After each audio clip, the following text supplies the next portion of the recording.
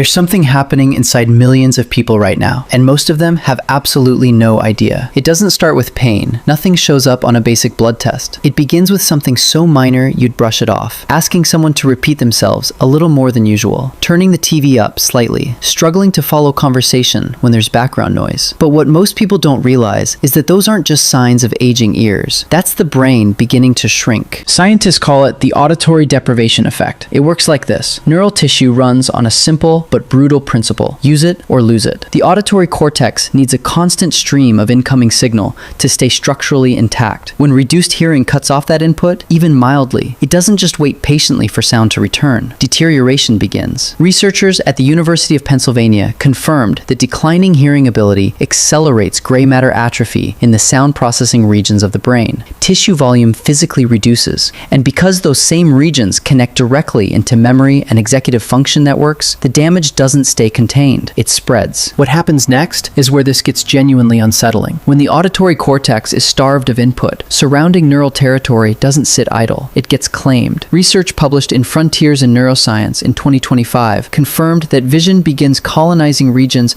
previously dedicated to sound. Your eyes, essentially, moving into real estate that once belonged to your ears. Scientists call this cross-modal reorganization, and while it sounds like an impressive adaptation, there's a steep price. Hearing and vision now share overlapping circuitry, and neither operates at full capacity. Speech comprehension degrades. Processing speed drops. Picture sitting at a dinner table, hearing every word, but understanding none of them. Your brain working so hard just to process the noise that there's nothing left for the actual conversation. That's not a social problem. That's a neurological one. Dr. Frank Lin and colleagues at Johns Hopkins documented exactly this mechanism, showing that untreated auditory deprivation forces constant, exhausting neural compensation, quietly draining working memory in the background. The data here is impossible to dismiss. The landmark ACHIEVE trial, a randomized controlled study published in The Lancet, found that addressing hearing impairment slowed cognitive decline by 48% over 3 years. Not 5%, not 10%, 48%. In adults who simply started treating a condition most had ignored for years. And timing is everything. Johns Hopkins research found that the longer auditory deprivation continues, the harder reversal becomes, even after a cochlear implant or hearing aid is introduced. Neural pathways adapt to the absence of sound. Some of those structural changes don't fully reverse. The window to intervene closes gradually, quietly, without warning. On average, people wait 7 years between first noticing a change in their hearing